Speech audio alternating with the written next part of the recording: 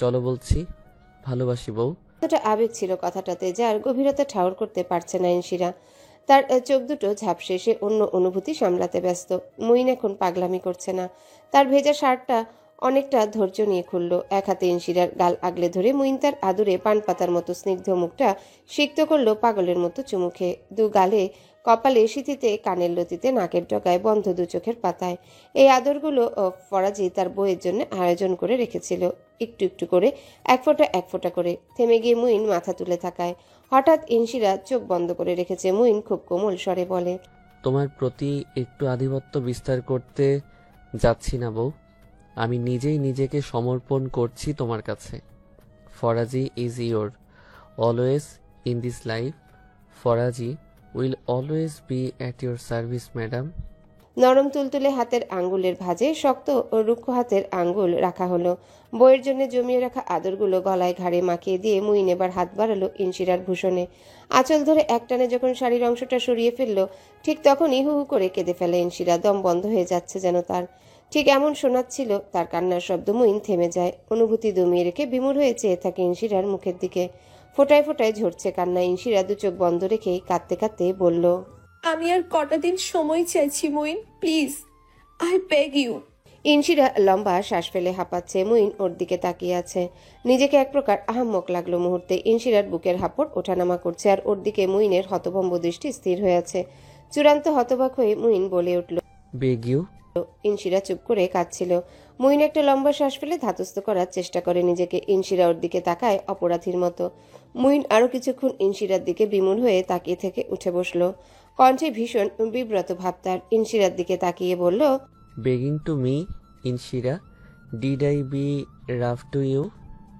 Did I force you? Muin ভয়ঙ্কর লজ্জায় পড়ে গিয়েছে, সেই সাথে চূড়ান্ত অপমানিত লাগছে নিজেকে।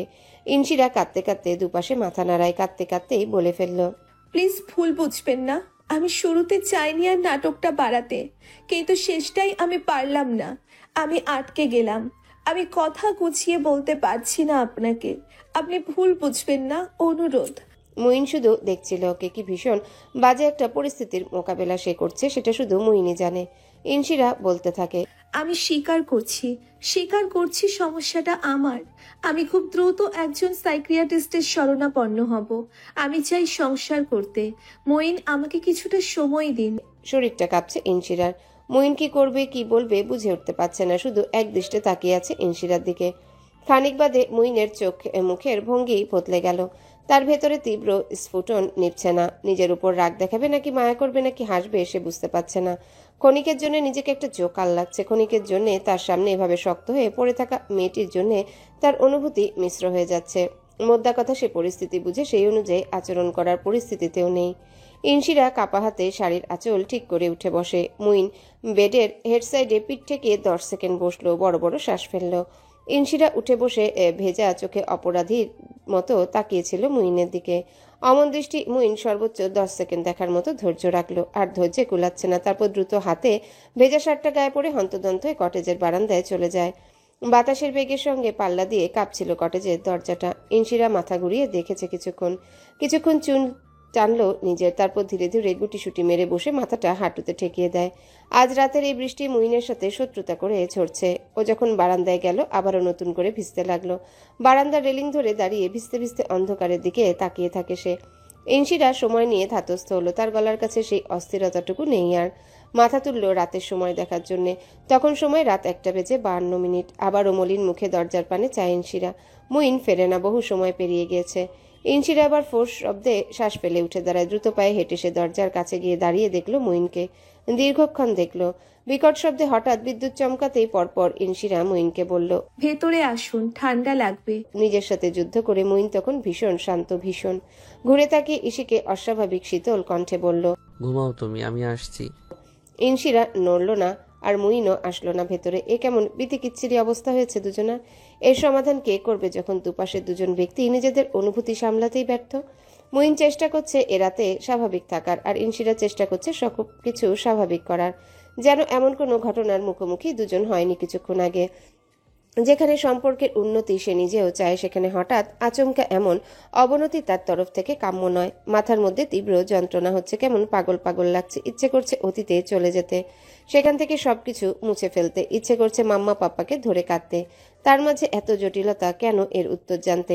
এমন পাগল পাগল পরিস্থিতিকে একপাশে ঠেলে রেখে সে শুধু ভিজতে থাকা সামনের মানুষটাকে দেখল, যে লোকটা তার কাছে বিয়ের আগে সোজাসাপটা জানতে চেয়েছিল ইনশিরার পাস্ট বদার করে কিনা। ইনশিরা জবাব দিয়েছিল করে না। লোকটা ইনশিরার এতটুকু আত্মবিশ্বাস দেখিয়ে গিয়েছে, সবকিছু শুরু থেকে সুন্দর করে সামলেছে। এই টক্সিক আলফা মেলের যুগে এমন সহনশীল পুরুষ কজন হয়, কজন দেখায় এমন ধৈর্য। আজ ইনশিরা জেনে বুঝে হোক না বুঝে হোক তার অনুভূতির, তার পৌরুষত্বের সাথে মজা করলো, এক প্রকার বেচারা করে ছাড়লো মুইনকে। ইনশিরা তাকিয়ে তাকিয়ে তাকেই দেখছে। ধীরে ধীরে ইনশিরা এগিয়ে যায় মুইনের কাছে, ওর পাশে দাঁড়িয়ে আবারও ভিজতে থাকে সে। মুইন নড়ে না ইনশিরাও। মুইন ভেতরে না গেলে ইনশিরাও যাবে না, এতটুকু বোধগম্য হলো মুইনের। কিছুক্ষণ বৃষ্টির মাঝে দাঁড়িয়ে থেকে কোনো কথা না বলে চুপচাপ ঘরে ঢুকলো। ইনশিরাও ঢুকলো তার পিছু পিছু। খোলা জানালাগুলো মুইন ধীরে ধীরে বন্ধ করে দেয়। ইনশিরা কিভাবে স্বাভাবিক হবে আবারও মুইনের সাথে বুঝতে পারছে না। সে এলোমেলো দৃষ্টিতে আশেপাশে দেখে মুইনের তোয়ালে নেওয়ার সামনে দাঁড়ায়।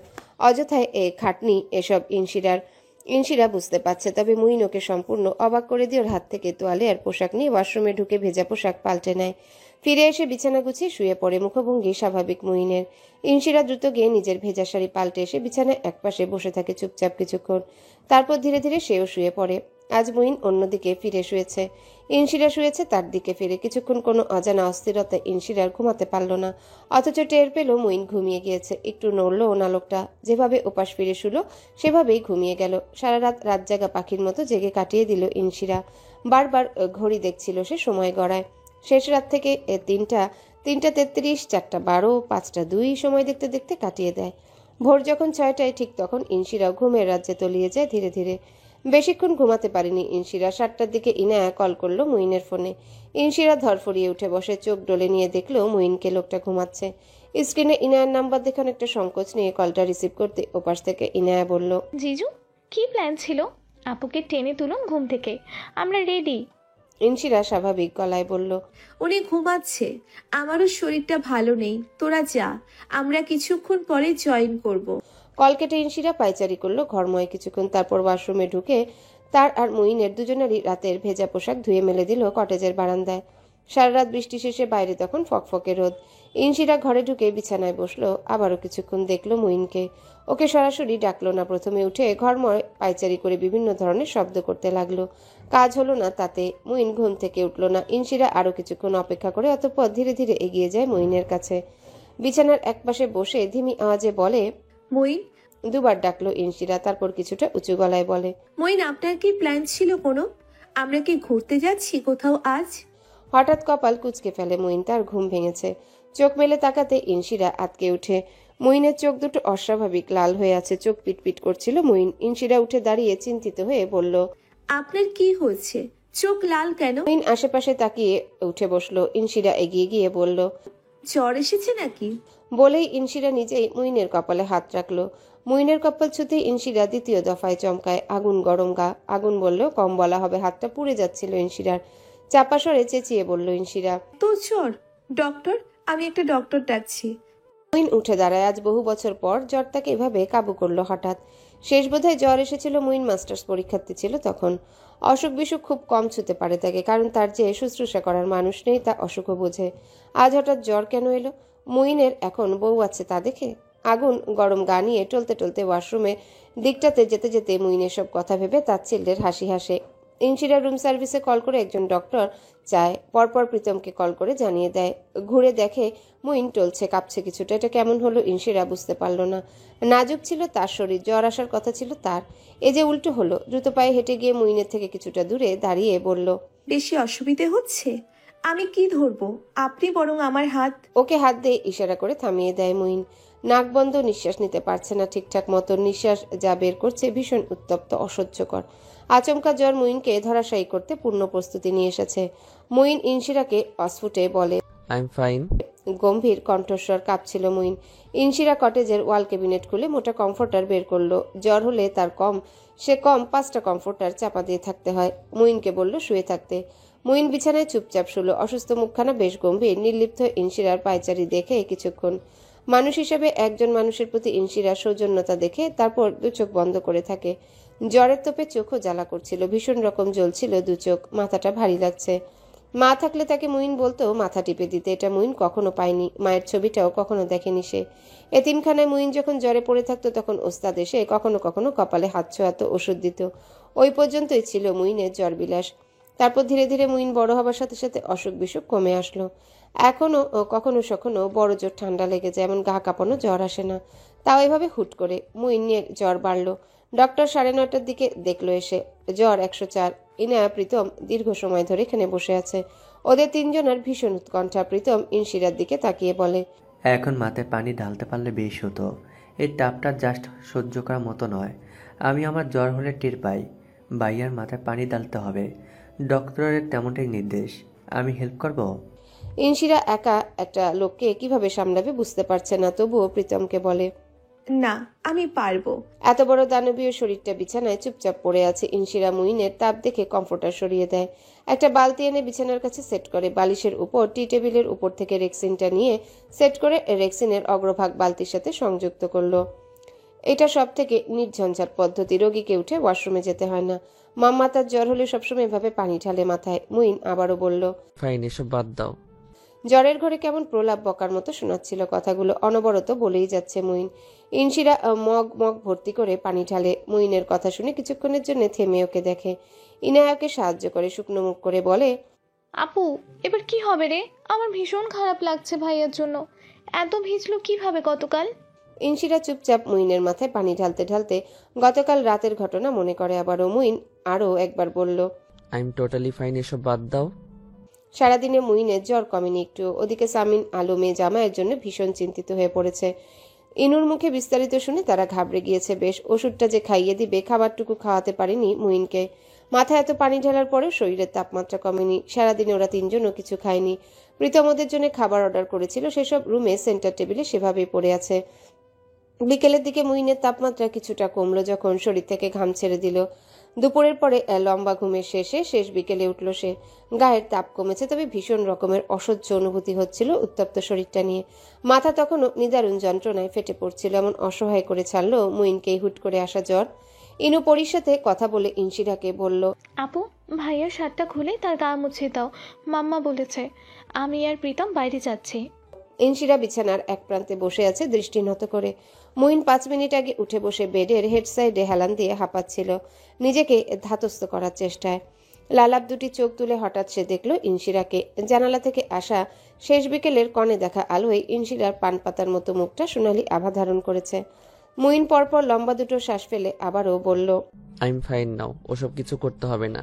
ক্লান্ত ও গম্ভীর স্বর মুইনের। ইনশিরা চোখ তুলে তাকায়। তারপর ধীরে ধীরে উঠে দাঁড়িয়ে ওয়াশরুমে গিয়ে ওয়াশরুম থেকে ধোয়া তোয়ালেটা ঠান্ডা পানিতে ভিজিয়ে জল নিংড়ে নিয়ে আসে। এসে দেখে মুইন সাবেক চোখ বুজে আছে।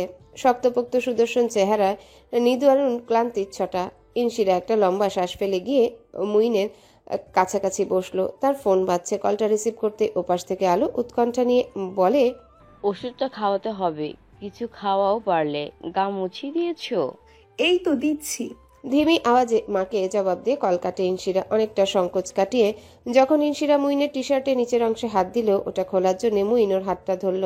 চোখ মেলে ইনশিরাকে দেখলো সে কয়েক মুহূর্ত, তারপর ধীর স্থির কণ্ঠে বলল, এটা আমি করে নেব। ইনশিরা থামলো, সরিয়ে নিল হাত। অনিমেষ চেয়ে থাকে মুইনের দিকে। তার বলতে ইচ্ছা করলো, আমি এটা মন থেকে করছি।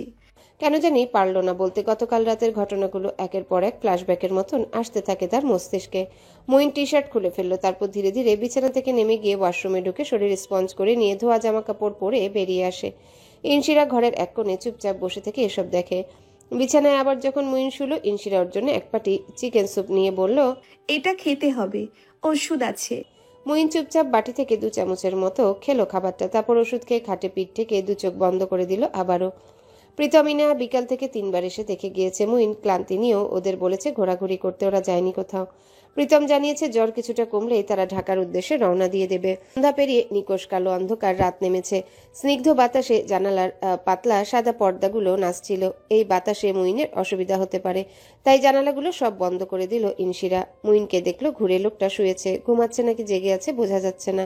ইনশিরা ডাকতে গিয়েও ডাকে না। আবারও পাপার ফোন। ইনশিরা ফোনটা রিসিভ করে একটু দূরে সরে দাঁড়িয়ে মৃদু আওয়াজে বলে, বলো পাপা, জ্বর আছে 102। সামিন কণ্ঠে ভীষণ উৎকণ্ঠা নিয়ে বলে, এটা কিভাবে হলো হঠাৎ? তুমি ঠিক আছো তো? হুম, খেয়েছো কিছু? সামান্য কিছু। সামিন কিছুক্ষণের জন্য চুপ হয়ে যায়, তারপর বলে, দেখো আম্মা, জ্বরটাকে ঘন্টায় ঘন্টায় খেয়াল করতে হবে। তুমি এক কাজ করো, তোমার ফোনে অ্যালার্ম সেট করে রাখো। রাতে মাঝে মাঝে উঠে দেখলে ভালো হবে, তাই না? ঘাড় ঘুরিয়ে ইনশিরা মুইনকে দেখে পাপাকে বলল। হুম। সামিন বলতে থাকে, কষ্ট হলেও একটু উঠে দেখো। ছেলেটা এতিমখানায় বড় হয়েছে আম্মা, এসব কখনো পাইনি। তোমার বাবা এই বাড়ির সব বাচ্চাদের মাথার কাছে রাত জেগে বসে থাকার জন্য আমরা 6 জন ছিলাম। ও তো এসব পায়ওনি। আজ ওর পরিবার তুমি। তুমি বুঝতে পারছো আমি কি বোঝাতে পারছি? ইনশিরা একটা লম্বা শ্বাস ফেলে বলল। আমি দেখবো ওনাকে, দুশ্চিন্তা করো না, রাখছি। কল কেটে ইনশিরা নিজে হালকা ফ্রুট সালাদ খেয়ে ডিনার সেরে নেয়। তারপর গুটি গুটি পায়ে হেঁটে যায় বিছানার কাছে। মুইন কমফোর্টার গায়ে চাপিয়ে জ্বরের সাথে বিশ্রাম নিচ্ছিল। ইনশিরা গিয়ে শুয়ে পড়ল পাশে। সে ফোনে অ্যালার্ম সেট করলো না। রাতে ওর চোখে এমনিতেই ঘুম নেই। রাত যখন গভীর হচ্ছিল ইনশিরা টের পেল মুইনের জ্বর বাড়ছে। মুখ দিয়ে কিছু একটা বিড়বিড় করে বলেও। ইনশিরা স্পষ্ট শুনে না। পরের বার যখন ইনশিরা শুনল সে বুঝলো মুইন তার মাকে ডাকছে। ইনশিরা নির্নিমেষ দেখতে থাকে মুইনের মুখটা। খানিক বাদে উঠে বসে এসে মুইনের গা থেকে কমফোর্টার সরিয়ে নিল। এটা ভেবে তাপমাত্রা বেড়ে যায় মুইনের হয়তোবা গরম লাগছে। তারপর সে অবস্থাতে ওর কাছে এগিয়ে গিয়ে জ্বর দেখতে হাতটা ছোঁয়ালো মুইনের কপালে। মুইনের গরম লাগছিল না, তার প্রয়োজন পড়েছে উষ্ণতার। পুরোপুরি অবচেতন সে জ্বরের প্রকোপে। একটা উষ্ণ শরীর ওর দিকে ঘনিষ্ঠ হতেই মুইন নিজেকে আরাম দিতে আষ্টে পৃষ্ঠে ধরল সে শরীরটা। কিছু বোঝার কিছু বলার পরিস্থিতিতে সে নেই। তার শরীরটা শুধু আরাম চাইছে, চাইছে উষ্ণতা, চাইছে আশ্রয়। ইনশিরা চমকে উঠল। গোল গোল চোখে চেয়ে রইল মুইনের নীলাভ বর্ণ ধারণ করা কঠিন রুক্ষ মুখটার দিকে। এই ফরাজি তাকে এভাবে ধরলো। চেতনা থাকলে এই ফরাজি এটা করতো না কখনোই। গতকাল রাতে ইনশিরা থেকে চূড়ান্ত অপমানিত হবার পরে এই লোকটা কখনোই এটা করতো না। ইনশিরা চেয়ে চেয়ে দেখছে শুধু মুইনের শরীরের উত্তাপ, তার সবকিছু জ্বলে যাচ্ছে। তবুও সে নিশ্চুপ থাকে। মনে পড়ে মাম্মার বলা কথাগুলো। বিদায়ের সময় মুইনকে বলেছিল স্বামী হিসেবে যতক্ষণ না পর্যন্ত তার আত্মসম্মানে আঘাত লাগে ইনশিরার কাজকারবার মানিয়ে নিতে। কাল রাতে কি ছিল ওটা? ইনশিরার কাজকারবার কিভাবে ব্যাখ্যা করবে সে? আকাশ পাতাল ভাবতে শুরু করে ইনশিরা। মুইন থরথর করে কাঁপছে। ইনশিরা এতটুকু বিবেকে বাধা দিল অসুস্থ লোকটাকে উপেক্ষা করার সে রাতে। অসহ্য লাগছে অমন তাপ, তবুও ইনশিরা নড়ল না। ইনশিরা ওভাবে হাত বাড়িয়ে কমফোর্টার টেনে দেয়। মুইনের দিকে ফিরে একটু কাত হতে তীব্র ঝাঁকুনি দিয়ে মুইন আরো শক্ত করে ধরল ইনশিরাকে। মুহূর্তে ইনশিরার গা কাঁপতে শুরু করে, কারণ মুইনের গাল ঠেকছে তার বুকে। কেমন যুদ্ধক্ষেত্রে পরিস্থিতি ইনশিরাকে আবারও ফেলল ইনশিরা জানে না। গো বেচারা হয়ে চেয়ে থাকা ছাড়া তার আর কোনো কাজ নেই। ওদিকে শরীর জ্বলছে, এদিকে এতটা কাছে তার স্পর্শকাতর স্থানে তার বৈধ পুরুষ অচেতন প্রায় হয়ে আশ্রয় খুঁজছে, যার সাথে কিনা কাল রাতে ইনশিরা কুৎসিত এক মজা করেছিল নিজের অনিচ্ছায়। আবারও শুরু হলো সেই একই দ্বন্দ্ব। অ্যারেঞ্জ ম্যারেজ একটি অজানা পুরুষের শরীরের সাথে লেপ্টে থাকা একটা গা ঘিনঘিনে ব্যাপার। আধুনিক বঙ্গদেশে তরুণীদের কাছে এটা একটি চলমান সংজ্ঞা। যারা বিয়ে শব্দের মানেটা জানে না, যারা জানে না এটা বহন করতে, যারা জানে না এর মাধুর্যতা কিভাবে উপভোগ করতে হয়, ঠিক তেমনই এক তরুণী নিজের অসুস্থ স্বামীকে ফেরাতে পারেনি সে রাতে। সে একটু বোঝার চেষ্টা করলো এত ঘনিষ্ঠতায় তার আসলে গা ঘিনঘিন করছে কিনা। যেমনটা সে ভেবে এসেছে দেখলো এমনটা করছে না, তার উল্টো মায়া হচ্ছে মানুষটার জন্যে। আচ্ছা, এর আগে অসুস্থ হয়ে পড়লে লোকটা কিভাবে ধাতস্থ হতো, কাকে ধরতো? শ্বাসরুদ্ধকর অবস্থা। ইনশিরা অনিমেষ চেয়ে থাকে মুইনের মুখের দিকে। সে তখন বুঝলো লোকটা তার ধারণার বাইরেও সুদর্শন। আজ এত কাছ থেকে দেখে বুঝলো। ইনশিরার শরীর থেকে ঘাম ছুটছে, দিকে মুইনের কাঁপুনি থামছে না। ইনশিরা নিজের বুকে একটু চাপ অনুভব করছে। এখন সরা উচিত, কিন্তু কিভাবে? লোকটা ঠিক নেই। একটা রাত তো একটু সহ্য করা যায়, এভাবে মানালো নিজেকে। রাত বাড়ছে, রাতের নিস্তব্ধতা ভেঙে ইনশিরা ডাকলো, ফরাজি। মুইন জবাব দিচ্ছে না। মাথা শরীরের তাপমাত্রা 20 তাকে পুরোটাই ধরাশায়ী করে ফেললো। ইনশিরা বলল, মাম্মা পাপার আদরের জামাই। কেউ সাড়া দেয় না। ইনশিরা নড়ে না, নড়তেও চায় না। পাখির কিচিরমিচির আওয়াজ, সাথে সমুদ্রের মৃদু গর্জন একটা লম্বা গাঢ় ঘুমের সমাপ্তি ঘটিয়ে দিল। কাল রাতে ওভাবেই হুট করে ইনশিরা ঘুমিয়ে গিয়েছিল। একটিবারও উঠে মুইনের জ্বরটা দেখতে পারেনি। বউ হিসেবে কর্তব্যটা পালন করতেও সে ব্যর্থ হয়েছে। কিছু টেরও পায়নি সে। ঘুমটা এতই গাঢ় ছিল। মুইনের ঘুম ভাঙলেও ইনশিরা ছিল তখন নিদ্রায়। ঘুম ভাঙতে যখন মুইন টের পেল সে কত ঘনিষ্ঠ হয়ে ইনশিরার শরীরে মিশে আছে, ভীষণ বিব্রত হলো সে। ইনশিরা বুকের কাছে তার মাথা ঠেকেছিল, একটা হাত ছিল ইনশিরার কোমরে। দুজনকে এই অবস্থায় আবিষ্কার করা মাত্রই ক্লান্ত জ্বরে ভাঙা শক্ত শরীরটা হুট করে সরিয়ে নিল মুইন। ইনশিরা নড়ে উঠল, চাইল চোখ মেলে। ধরফড়িয়ে উঠে বসে দু চোখ ডলে ইনশিরা। পরপর ঘুম ঘুম ক্লান্ত মস্তিষ্কে হানা দিল মুইনের জ্বরের ব্যাপারটি। হড়বড়িয়ে বলল, জ্বর? আপনার জ্বর? আমি রাতে দেখিনি, ঘুমিয়ে গিয়েছিলাম। কি অবস্থা? মুইনের চোখ দুটোতে সংকোচ এসে ভিড় করেছে সেই কখন। সে অনেকটাই দূরে সরেছে। জলদগম্ভীর অসুস্থ কণ্ঠে জবাব দিল, ঠিক আছে। মুইন ততটাও ঠিক ছিল না। ইনশিরা হাত বাড়িয়ে থার্মোমিটার নিয়ে জ্বর দেখে মুইনের এখন স্বাভাবিক তাপমাত্রা, তবে ক্লান্ত শরীর। যতদূর বুঝতে পারল গতকাল রাতে মৃদু হাইপোথার্মিয়ার মতো হয়েছিল মুইনের। ইনশিরা মুইনের মুখভঙ্গি দেখে, পরপর নিজেদের পরিস্থিতি অনুধাবন করে। দুজনে একই কমফোর্টারের নিচে বসে আছে বিছানাতে। মুইন বিছানা থেকে ক্লান্ত শরীর নিয়ে নেমে দাঁড়িয়ে দ্রুত পায়ে হেঁটে ওয়াশরুমের দিকে চলে যায়। ইনশিরা নেমে পরীকে কল লাগায়। গতকাল রাত থেকে এখন পর্যন্ত মুইনকে শারীরিক অবস্থার বিবরণ দিয়ে জানতে চায় কোন কোন ওষুধটা কন্টিনিউ করবে।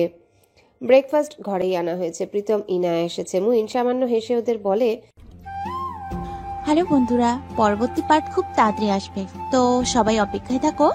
আর চ্যানেলটি যারা এখনো সাবস্ক্রাইব করোনি তারা পরবর্তী পার্ট দেখার জন্য চ্যানেলটি সাবস্ক্রাইব করে রেখো। ধন্যবাদ সবাইকে, আমাদের সাথেই থেকো।